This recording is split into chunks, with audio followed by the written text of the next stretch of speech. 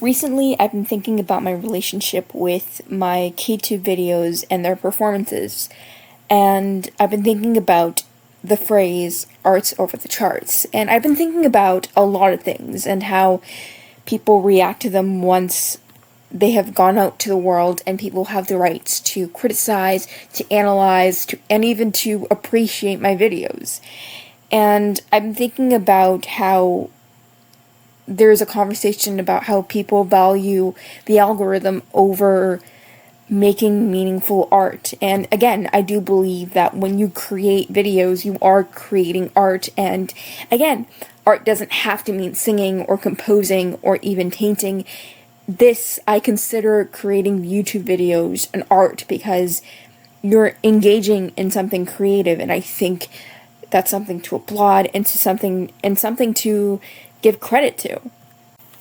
I think it's important to have conversations as creators to know what we value. You know, I'm not mad at people for prioritizing the algorithm over having something unique to say, because again, people have different intentions and people have different opinions, and as long as the content is not toxic or harmful, I don't blame you, because again, I think there's a sweet amount of validation you get when people are viewing your videos and they engage with them quite heavily. But I also don't blame people who only prioritize creating art, meaning videos, for the sake of creating art, and they don't care about who views them or if they're being viewed at all.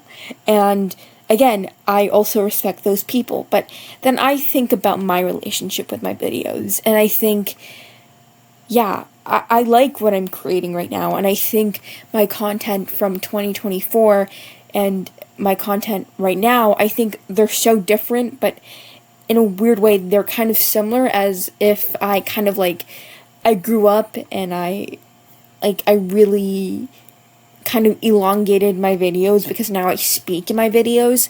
So now I'm thinking about my relationship and where I lie within these two sides of the argument.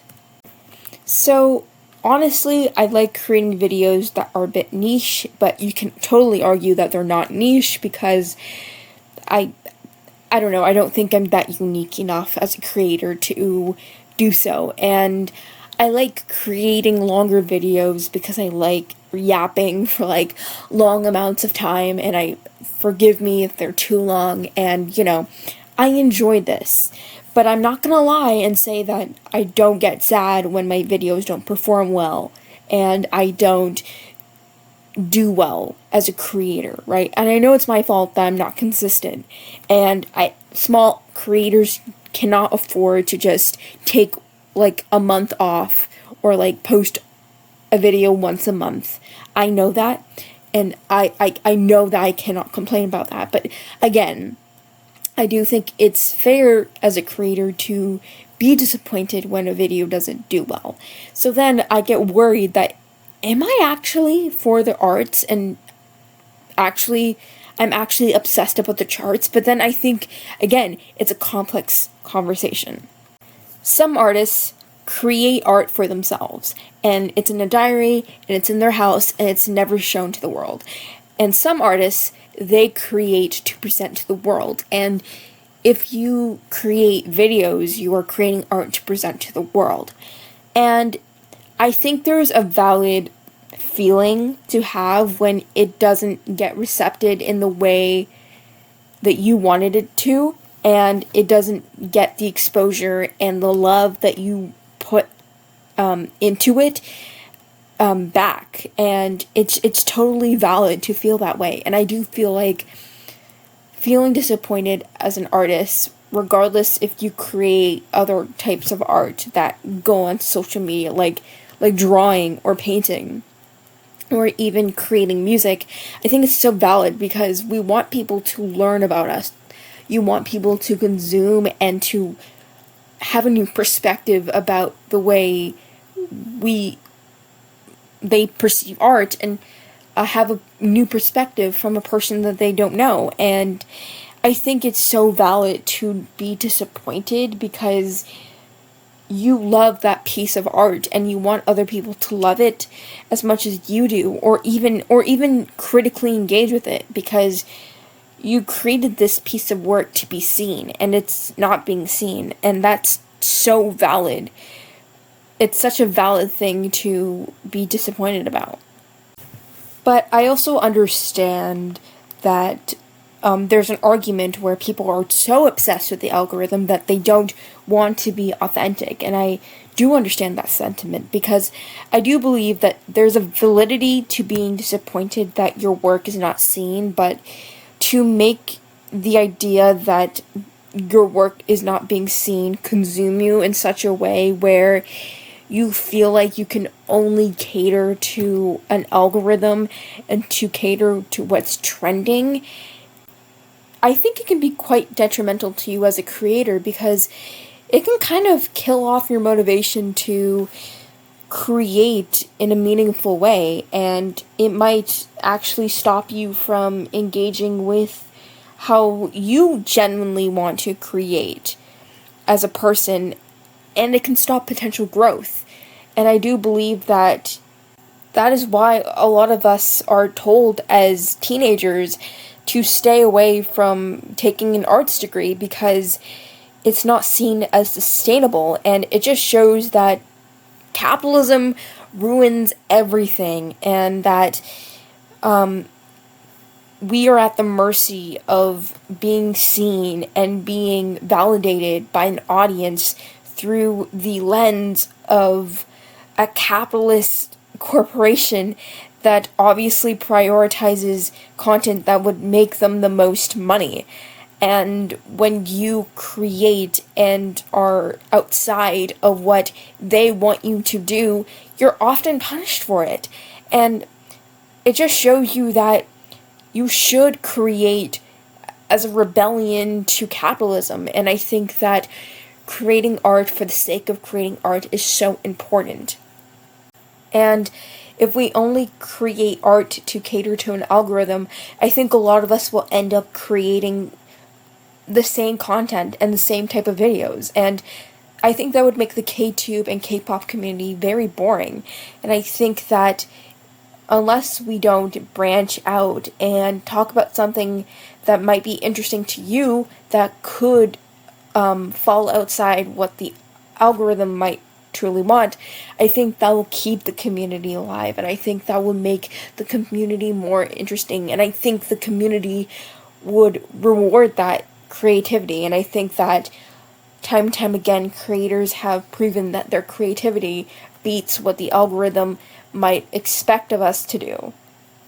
And I think that's so important, and we need to understand that we can create art for the charts and for the sake of art itself, and it's okay to be disappointed with how people might not be able to view or experience what we create, or even miss out on a chance to create a community of people who have the same interests as you and are intrigued by the thing that you talked about, because some people might actually want a video on this, but no one has. And the fact that you did it, it created a step in creating a community based on that specific niche of a topic.